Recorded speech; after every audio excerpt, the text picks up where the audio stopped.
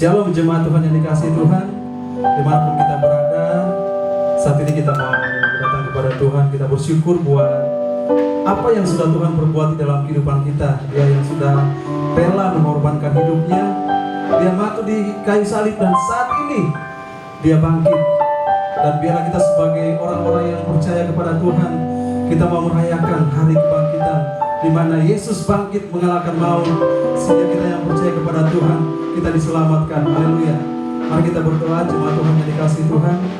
Bapa kami yang baik, terima kasih buat kebaikan Tuhan dalam hidup kami.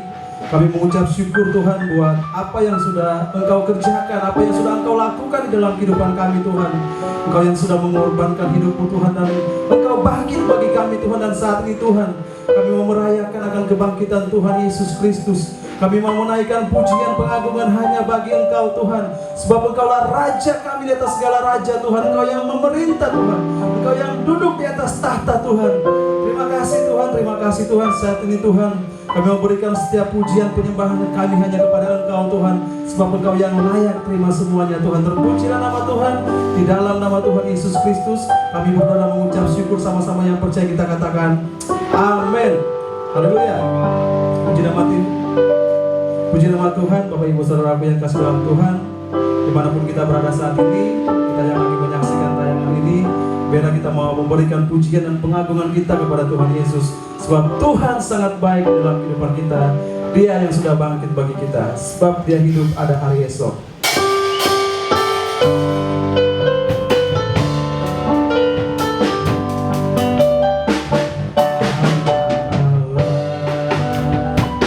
Yesus namanya menyembuhkan, menyucikan, bahkan mati, tebus dosaku, kubur kosong membuktikan Dia hidup. Sama-sama katakan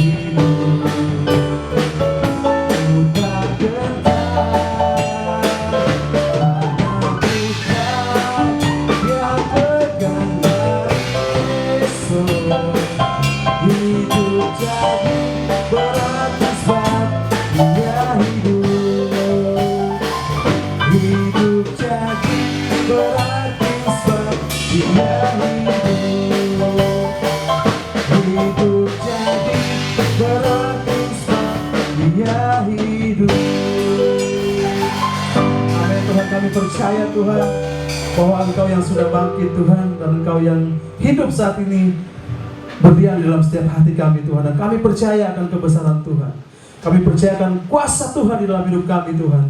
Terpujilah nama Tuhan. Kami memberikan segala pujian dan hormat hanya bagi Engkau ya Tuhan. Seluruh yang mencari atas segala macam. Kau yang bertahan atas setiap pujian kami ya Tuhan. Haleluya.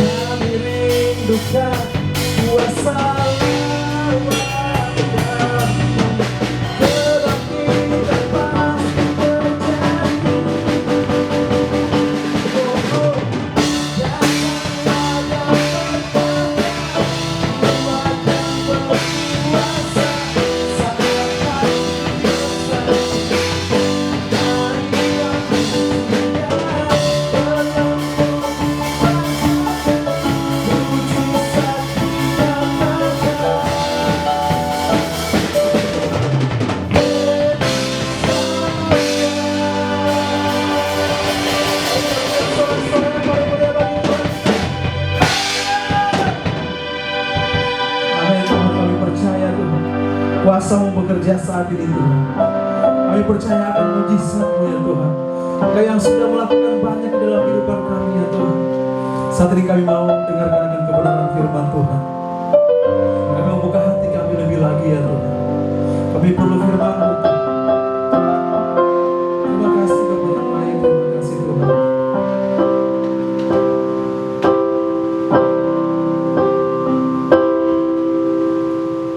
Telah kulihat bukti kasih-Mu, Kau menderita gantikanku. Dengan darah-Mu Kau selamatkanku. Kini ku hidup menyenangkan-Mu. Terlalu besar kasih-Mu Bapa, pengorbanan yang Kau berikan bagiku. Terlalu mahal darah-Mu Yesus, tercurah untuk menebus hidupku.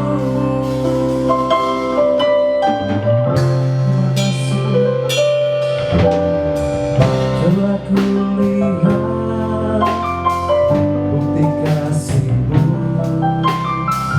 Kau menderita gantikanku. Dengan darah-Mu Kau selamatkanku. Kini ku hidup menyenangkan-Mu. Terlalu besar kasih-Mu Bapa, pengorbanan yang Kau berikan bagiku. Terlalu mahal darah-Mu Yesus, tercurah untuk menebus hidupku. Terlalu besar kasih-Mu Bapa, pengorbanan yang Kau berikan bagiku. Terlalu mahal darah-Mu Yesus, tercurah untuk menebus hidupku.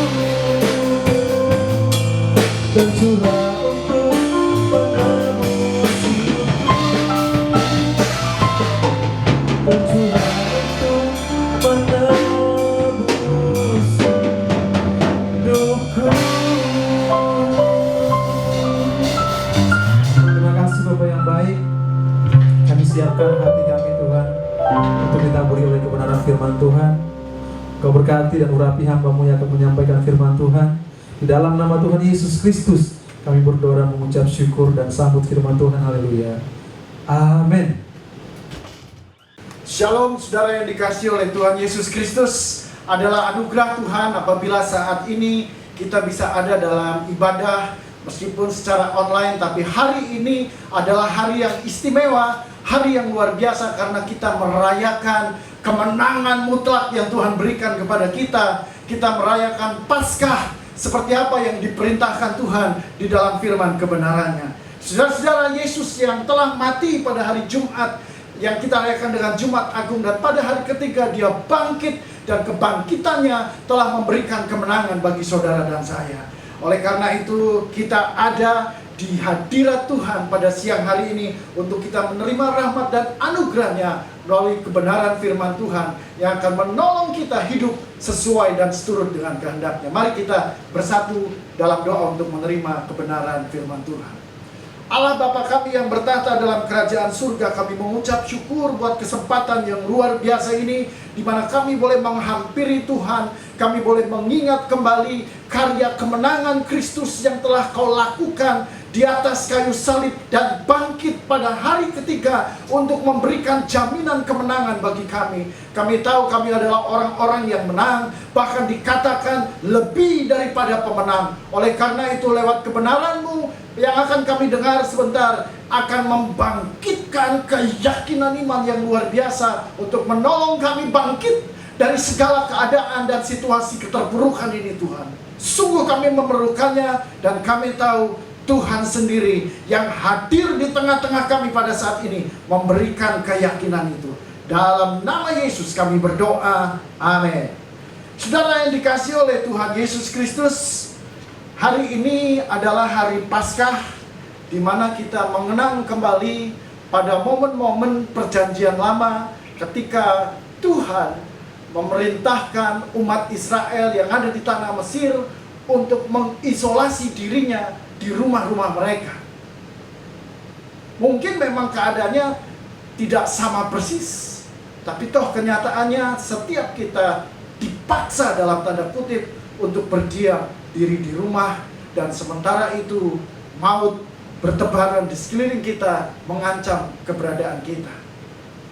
Namun saya tidak berani berkata apa-apa tentang itu, tetapi yang jelas bahwa orang-orang yang dikasihi Tuhan mendapatkan perlindungan yang nyata. Amin, saudaraku. Baik, firman Tuhan pada siang hari ini saya kasih judul pengorbanan yang sempurna.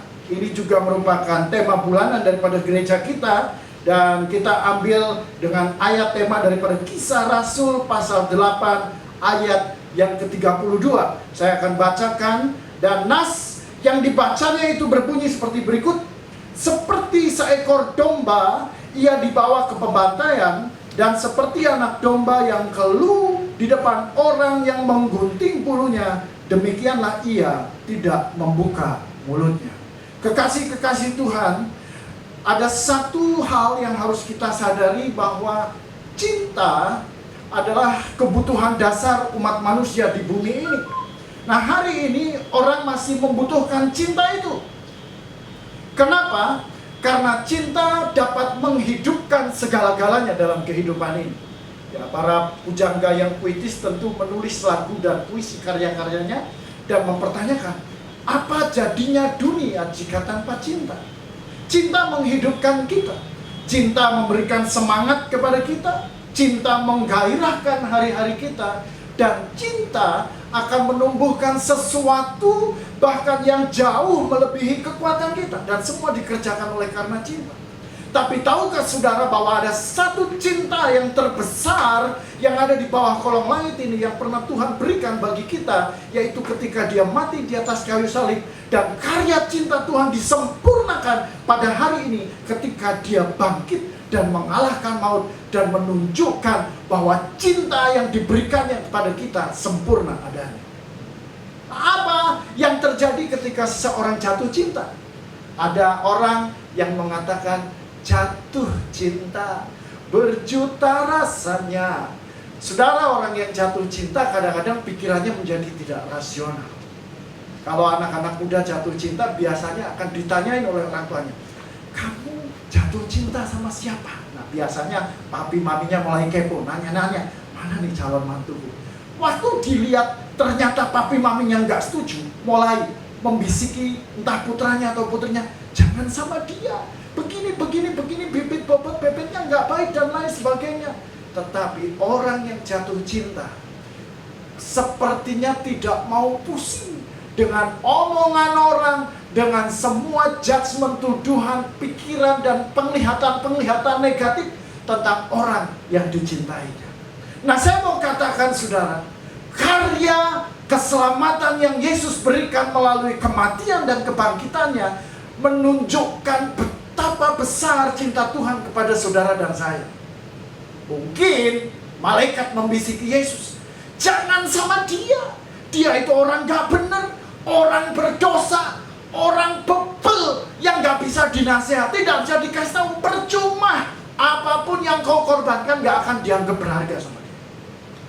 Lalu saudara, seringkali kita memikirkan tentang ini, dan kita bisa berkata, mungkin cinta Yesus kepada umat manusia seringkali jadi cinta bertepuk sebelah tangan. Sorry to say, kadang-kadang dalam kehidupan kita pun berlaku begitu.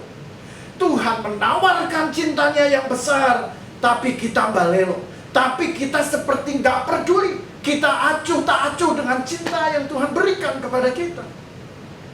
Namun di hari Paskah ini, saudara-saudara, ada kebenaran-kebenaran yang akan kita ketahui, bahwa cinta yang Tuhan berikan bukan justru mencelakai kita, tapi mendatangkan berkat yang luar biasa. Nah, Tuhan tidak peduli dengan semuanya itu. Pemikiran yang harus kita mengerti pada saat ini bahwa Tuhan tidak pernah pusing, Tuhan tidak pernah peduli dengan siapa Anda sebenarnya. Yang Tuhan mau peduli adalah Tuhan terus menawarkan cintanya kepada saudara. Tuhan terus menawarkan kerinduan hatinya untuk memeluk saudara, untuk menerima saudara sebagaimana saudara ada. Terlepas dari saudara orang berdosa, saudara orang yang berusaha hidup benar, tapi gagal, jatuh, gagal, jatuh, gagal, jatuh. Faktanya, cinta Tuhan kepada saudara tidak pernah berubah. Dan itu dibuktikan ketika Yesus mati dan bangkit untuk saudara sekalian. Nah, saudara-saudara, kematian dan kebangkitan Kristus yang kita rayakan melalui Paskah hari ini telah menyediakan dua perkara penting dalam kehidupan umat manusia di bumi ini, yang akan kita pelajari bersama-sama dengan cepat saja. Yang pertama, saudara, kebangkitan Kristus memberikan jaminan kepada kita akan pengampunan dosa. Saudara yang dikasihi oleh Tuhan Yesus Kristus, sejak manusia pertama Adam jatuh dalam dosa, maka kehidupan manusia mengalami dekadensi, baik secara moral, secara rohani maupun secara fisik. Karena orang akhirnya akan memiliki karakter yang semakin hari semakin rusak. Alkitab berkata pada hari-hari terakhir akan ada kebobrokan moral manusia. Kalau Bapak Ibu boleh baca dalam surat 2 Timotius 3 ayat 1 dan seterusnya, di sana dijabarkan dengan jelas dan gamblang ciri-ciri kehidupan manusia pada akhir zaman. Kalau Anda baca, tidak ada satupun ciri-ciri yang belum tergenap. Semuanya sudah terjadi. Ada kemerosotan yang hakiki yang terjadi dalam kehidupan umat manusia secara fisik. Alkitab mencatat manusia zaman dulu bisa hidup ratusan tahun lamanya. Tapi semakin hari umur manusia semakin diperpendek. Kenapa? Karena dosa dan penderitaan-penderitaan yang terjadi. Saya yakin bahwa hari ini ketika dunia diguncang dengan pandemik virus mematikan, dan itu karena upah dosa manusia juga, buah daripada dosa.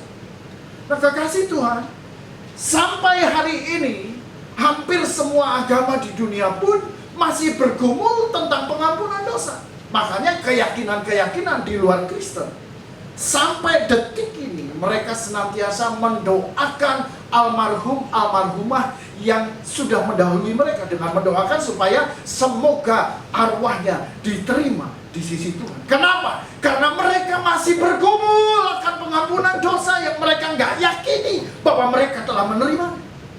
Tetapi kebangkitan Kristus menyediakan bagi kita pengampunan dosa yang mutlak.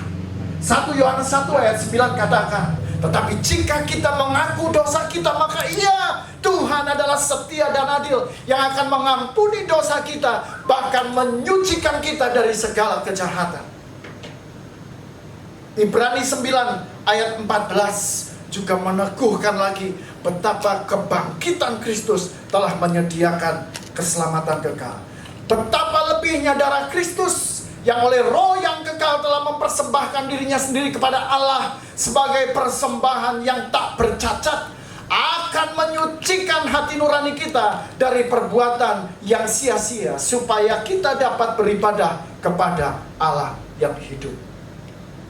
Kekasih-kekasih Tuhan, saudara-saudara yang menyaksikan tayangan ini, dengar baik-baik. Mungkin engkau saat ini juga sedang mengalami pergumulan yang tak pasti, ketika engkau harus terus mendoakan orang-orang yang kau kasih supaya arwah mereka diterima di sisi Tuhan. Tapi dengar baik-baik bahwa di dalam Yesus, lewat karya kematian dan kebangkitannya, pengampunan dosa itu dikerjakannya secara sempurna.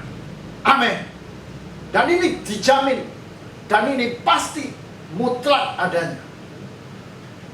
Nah, bicara tentang pengampunan, sebenarnya kita harus kembali ke belakang, merunut ke belakang, karena dalam Ibrani 9 ayat 22 di sana dikatakan hampir segala sesuatu yang bicara tentang pengampunan dosa itu harus ada penumpahan darah. Dengan kata lain, tanpa adanya penumpahan darah mustahil ada pengampunan dosa. Nah, coba dibuka di dalam kitab Kejadian pasal yang ketiga ayat 7 mulai di sana. Satu ketika Alkitab menceritakan bahwa ketika Adam dan Hawa jatuh dalam dosa, maka mereka mendapati bahwa diri mereka telanjang. Lalu mereka ketakutan. Maka terbukalah mata mereka berdua dan mereka tahu bahwa mereka telanjang. Lalu mereka menyemat daun pohon ara dan membuat cawat, membuat pakaian. Tapi pakaian yang mereka buat tidak bisa menutupi aurat mereka. Artinya apa? Usaha manusia tidak akan bisa menutupi dosa-dosa mereka. Nah, ini kan kenyataannya yang kita jumpai, saudaraku. Banyak orang-orang berusaha berbuat baik. Terlebih pada situasi pandemi corona, banyak orang berusaha menutupi dosa-dosa mereka dengan membagi-bagikan apa yang mereka punya. Sebab secara umum, orang berpikir ketika mereka berbuat baik, mereka mengumpulkan pahala, itu akan menolong mereka ketika mereka mati masuk akhirat nanti. Tapi itu tidak bisa. Langsung lompat ke ayat 21. Dan Tuhan Allah membuat pakaian dari kulit binatang untuk manusia dan untuk istrinya itu. Saudara harus tahu bahwa ketika Tuhan buat pakaian dari kulit binatang, di sana artinya ada darah yang tercurah. Karena binatang kalau mau diambil kulitnya harus mati, saudara. Ya. Tuhan membuat pakaian untuk manusia berdosa. Waktu saya pelajari ini, saya mendapati Tuhan bisa melakukan segala-galanya kecuali satu. Tuhan tidak bisa bersentuhan dengan dosa. Nah, ketika manusia jatuh dalam dosa, Tuhan menghampiri mereka, bahkan Tuhan sendiri mengenakan pakaian itu kepada manusia berdosa. Bagaimana mungkin manusia yang berdosa Tuhan bisa menghampiri mereka? Karena ada penumpahan darah di sini. Saudara terkasih, Yesus mati di atas kayu salib dan menumpahkan darahnya menjadi korban sekali untuk selama-lamanya, sehingga sampai hari ini setiap saudara dan saya diberikan privilege untuk menghampiri Tuhan hanya dengan di dalam nama Yesus. Yang kedua, saudara-saudara, kebangkitan Kristus memberikan kepada kita jaminan akan kehidupan yang kekal. Di bawah kolong langit ini tidak ada sesuatu pun yang kekal. Everything is changing. Segala sesuatunya berubah. Saudara, khususnya warga Jakarta tentunya masih ingat, memasuki tahun 2020 kita dihajar dengan banjir besar. Betul ya? Lalu kita merasa perubahan terjadi, kita sudah settle semuanya. Mendadak masuk bulan Maret kita dihajar dengan pandemi corona. Dan kita nggak tahu selesai pandemi corona apalagi yang akan terjadi. Tetapi dengar baik-baik, tidak ada yang kekal. Apa yang sekarang terjadi akan berlalu, yang lain datang lagi. Hanya satu kekekalan yang ada, yaitu Kristus Yesus Tuhan kita. Saya, setiap hamba-hamba Tuhan yang ada, para pendeta juga bukan manusia yang kekal.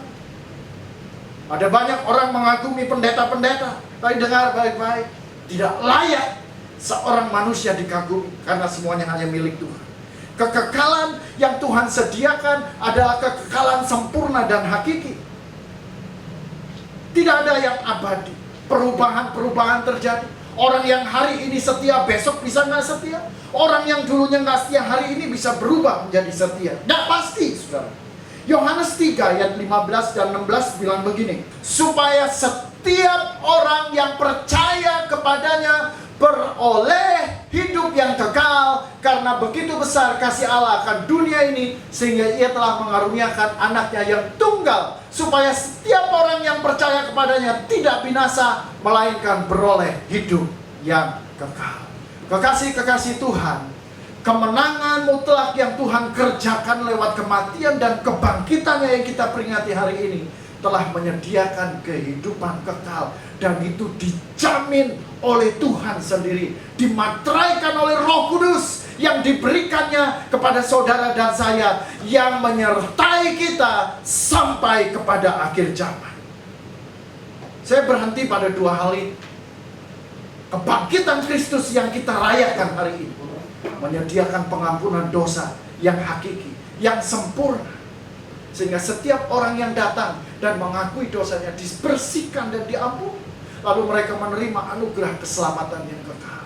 Tapi dengar baik-baik, keselamatan yang kekal itu bukan berarti Anda selamat selama-lamanya, tetapi Anda harus terus mengerjakan keselamatan itu begitu rupa, supaya Anda tidak kehilangan keselamatan itu. Nah, saudara-saudara, ketika Yesus mati dan bangkit, bicara tentang Yesus telah mengerjakan bagiannya dalam karya keselamatannya bagi kita. Sekarang bagaimana kehidupan saudara dan saya? Sementara kita masih hidup, masih tinggal di dunia, artinya kita masih harus mengerjakan keselamatan itu. Dengan cara apa? Dengan cara hidup sesuai dengan kebenaran firman Tuhan. Hari-hari ini waktu semua dunia sedang mengisolasi dirinya, para penggemar sepak bola tentu kangen akan pertandingan sepak bola. Saya analogikan keselamatan Kristus sebagai pertandingan sepak bola. Saudara-saudara, ketika Yesus turun ke dunia, dia mati di kayu salib dan bangkit pada hari ketiga memberikan kemenangan. Artinya ketika main di kandang lawan, Yesus berikan kemenangan mutlak 4-0 bagi kita, para umat yang dikasihnya, para penggemar. Nah, waktu Yesus pulang ke surga, sekarang bagian saudara dan saya untuk menuntaskan pertandingan leg kedua, pertandingan babak kedua yang dilakukan di kandang kita sendiri. Sebenarnya Yesus cuma perintahkan kita untuk mengikuti setiap aturannya. Mungkin Yesus tidak bisa ada bersama-sama dengan kita, tapi dia memberikan pelatih yang lain, yaitu Roh Kudus yang menyertai kita, yang menuntun kita untuk hidup dalam kebenaran, yang memampukan kita untuk menjadi orang-orang yang disebut orang benar senantiasa. Yesus memberikan strateginya bagi kita lewat kebenaran firman Tuhan. Mari baca, mari renungkan, dan praktekkan, lakukan setiap prinsip-prinsip kebenaran. Maka kita akan bertahan dalam kebenaran dan memperoleh kemenangan yang mutlak. Bahkan disebut lebih daripada pemenang. Inilah Paskah yang sesungguhnya yang Tuhan berikan kepada kita. Saudara, di tengah-tengah pandemi corona ini adalah kesempatan bagi kita. Tunjukkan kepada orang-orang sekeliling kita bahwa kita adalah orang-orang yang menang. Saya tidak sedang mengajar saudara untuk mati konyol, tetapi maksud saya adalah tunjukkanlah mentalitas iman, tunjukkanlah kualitas iman, bahwa di tengah-tengah krisis ekonomi, di tengah-tengah situasi yang membosankan, kita sebagai anak-anak Tuhan tampil ke tengah dunia sebagai orang-orang yang lebih daripada pemenang. Barangkali saudara-saudara yang sekarang sedang terpapar dengan COVID-19, saudara berkata, "Oh Tuhan, kenapa harus aku?" Tapi saya mau berkata kepada saudara, dengar baik-baik. Karena memang Tuhan mengizinkan engkau terpapar dengan corona. Karena di tengah situasi itu, Tuhan mau kau tunjukkan kepada para perawat, Tuhan mau kau tunjukkan kepada orang-orang yang diisolasi bersama-sama dengan engkau, bahwa engkau adalah orang yang menang, bahkan jauh lebih dari pemenang. Karena Yesus telah mati dan bangkit dan memberikan kemenangan mutlak bagi hidupmu. Tuhan mau pakai hidupmu, Tuhan mau pakai supaya melalui kesaksian hidupmu banyak orang dimenangkan bagi Kristus Yesus. Saudara, ini firman Tuhan yang dapat saya berikan, yang Tuhan mau nyatakan bagi kita lewat Paskah ini. Mari jangan kita menjadi orang-orang yang takut, orang-orang cundang, orang-orang pengecut, tapi tampillah di tengah masyarakat, di tengah dunia sebagai orang-orang yang telah diberikan kemenangan. Karena pengorbanan Kristus bukan pengorbanan kaleng-kaleng, tetapi pengorbanan yang sempurna. Mari kita berdoa. Bapa di surga, terima kasih. Kami telah menerima kenyataan, kami telah menerima kebenaran bahwa pengorbanan yang kau berikan adalah pengorbanan yang sempurna Tuhan, yang memberikan pengampunan dosa kami, secara total dan sempurna, dan menyediakan kehidupan yang kekal. Kami tidak akan hidup selama-lamanya di dunia ini, karena kewargaan kami bukan kewargaan di dunia, tetapi kewargaan kami adalah kewargaan surga. Sebagaimana Tuhan berkata, aku pergi untuk menyediakan tempat bagiku, dan itu adalah tempat kekekalan. Bapak, aku berdoa buat jemaatmu, supaya Tuhan berikan kepada mereka keyakinan yang kuat bahwa di dalam mereka ada Kristus yang telah memberikan jaminan kemenangan secara mutlak. Dan aku juga berdoa bagi rekan-rekanku yang mungkin mendengarkan siaran ini dan mereka sedang bertanya-tanya mereka harus terpapar dengan COVID-19. Aku berkata di dalam nama Yesus, biarlah mereka kuat, biarlah mereka bangkit dengan keyakinan iman bahwa apa yang mereka hadapi, karena Tuhan yang menentukan untuk dipakai jadi alat-alat kemuliaan Tuhan bagi orang-orang yang ada di sekitar sana. Terima kasih Tuhan, terima kasih segala yang baik yang Tuhan berikan. Karena janji Tuhan bahwa rancangan Tuhan bukan rancangan kecelakaan, tapi rancangan yang penuh dengan damai sejahtera, bahkan masa depan yang penuh dengan harapan.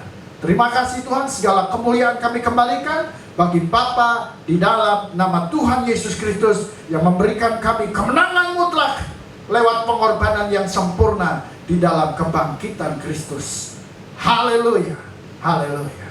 Mari saudara yang dikasih oleh Tuhan, angkatlah kedua tanganmu dan kita akan menerima berkat daripada Tuhan. Tuhan memberkati dan melindungi engkau. Tuhan menyinari engkau dengan wajahnya dan memberi kasih karunia. Tuhan menghadapkan wajahnya kepadamu dan memberikan damai sejahtera. Sekiranya engkau hidup dan memperhatikan perintah-perintahku, kata Tuhan, maka sukacitamu akan seperti sungai yang tidak pernah kering, dan damai sejahteramu akan seperti gelombang-gelombang laut yang luar biasa memenuhi kehidupanmu, rumah tanggamu, bisnis, pekerjaan, usaha, sekolah, kuliahmu, dan apapun yang dikerjakan oleh kedua tanganmu akan Tuhan buat menjadi berhasil. Terimalah berkat dari Allah Bapa, kasih sayang dari Tuhan Yesus Kristus, serta damai sejahtera dari Allah Roh Kudus yang menyertai kita mulai saat ini sampai Maranatha, Tuhan datang kembali dan menjemput kita. Haleluya. Mari semua orang percaya katakan sama-sama, amin.